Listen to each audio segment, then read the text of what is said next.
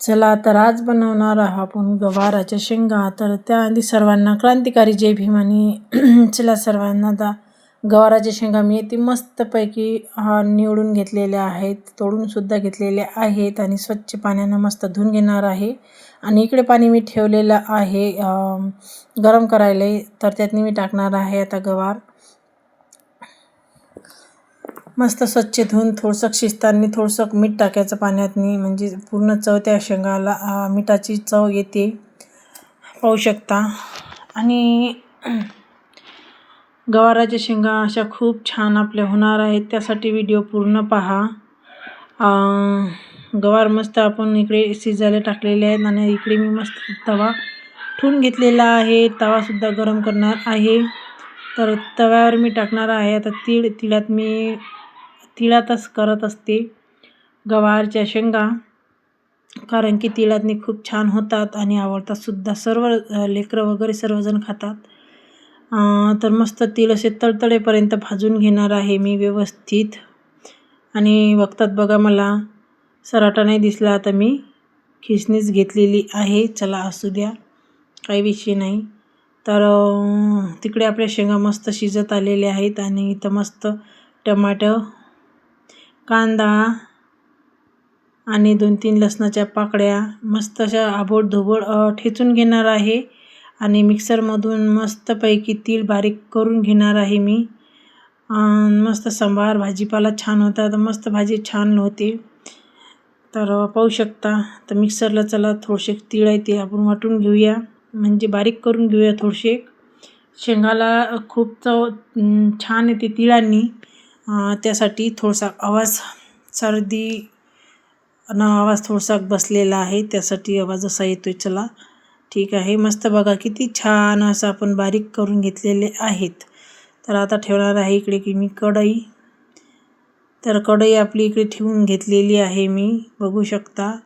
तर कढईचा व्हिडिओ काढायचा आहे, म्हणून मग मी कढई आबडधोबड अशी धुवून घेतलेली आहे.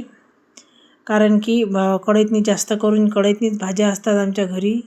आणि हे बघा, ती मी मस्त तेल टाकून घेतलेलं आहे, असं 1 ते 1.5 मापूल तेल टाकलेलं आहे. मस्त तेल असं गरम होऊ द्यायचं आहे. आणि शेंगा पण आपल्या तिकडे तोवर थंड होतात थोड्याशा. त्यातनी जिरं मोहरी असं मी टाकून घेतलेलं आहे. तर बघा, जिरं मस्त तळतळतंय, मोहरीसुद्धा तळतळतंय आणि लसण असंच आबडधोबड मस्त ठेचून घेतलेलं आहे. तर मस्त लसण पहिल्यांदा थोडासा तांबूसर होईपर्यंत हे करायचा, होऊ द्यायचा. नंतर कांदा टाकायचा. तर कांदा थोडासा असा गुलाबी होईपर्यंत भाजून घ्यायचा, म्हणजे तेलात होऊ द्यायचा.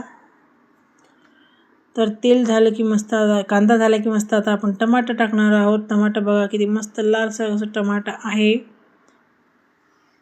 आणि टमाटरसुद्धा तेलात मस्त होऊ दे, त्यासाठी आपण एक ट्रिक वापरणार आहोत. चला तर तुम्हाला सांगतेच. चला मस्त आता बघा, लाल तिखट, धनिया पावडर, हळद आणि चवीनुसार मीठ. त्याच्या आधी थोडंसं मीठ टाकलेलं आहे मी, म्हणून कमी मीठ घेतलेलं आहे. आणि हा आहे घरगुती जरासा काळा मसाला. तर अशा पद्धतीने मस्त फिरून घ्यायचं आणि तेलात चांगलं एकदम होऊ द्यायचं. ते बघा, मला असं वाटलं की काय आहे ते काढा. तर तो होता मसाल्याचा गोळा. तर मग पाहिलं मी हाती घेऊन, तर मला अरे वाटलं की नाही, मस्त हिरवी कच्च अशी कोथिंबीर टाकणार आहोत आपण. आणि मस्त ते थोडंसं तेलात होऊ द्यायचं. नंतर शेंगाचं जे पाणी असते थोडंसं त्यातनी टाकून द्यायचं, कारण की मसाला एकदम तेलातच नाही होऊ द्यायचा. पाण्यात थोडासा मसाला झाला की त्याला तेल मस्त छान सुटते आणि चवसुद्धा छान लागते. आता तिळाचं कूटसुद्धा मी टाकून घेतलेलं आहे, जे बारीक केलेलं होतं. तर छान आपली भाजी झालेली आहे. तर पाहू शकता किती मस्त. आता शेंगा पूर्ण अशा टाकून घेतलेल्या आहेत मी. तर शेंगा म्हणजे अर्धे पर्सेंटच शिजू द्यायच्या, पूर्ण शेंगा उकळून नाही घ्यायच्या. तर पाहू शकता आपली भाजी किती मस्त छान अशी दिसत आहे. तर कोणाकोणाला गवार आवडते खायला कमेंटमध्ये नक्की सांगा, आणि व्हिडिओ कसा वाटला ते सुद्धा सांगा. तर असेच नवीन व्हिडिओ पाहण्यासाठी चॅनलला सबस्क्राईब करा. तर पाहू शकता आपल्या भाजीला मस्त तेल असं सुटलेलं आहे.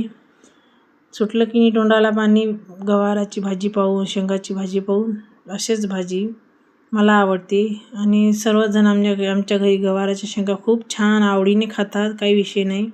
आणि बनते पण छान.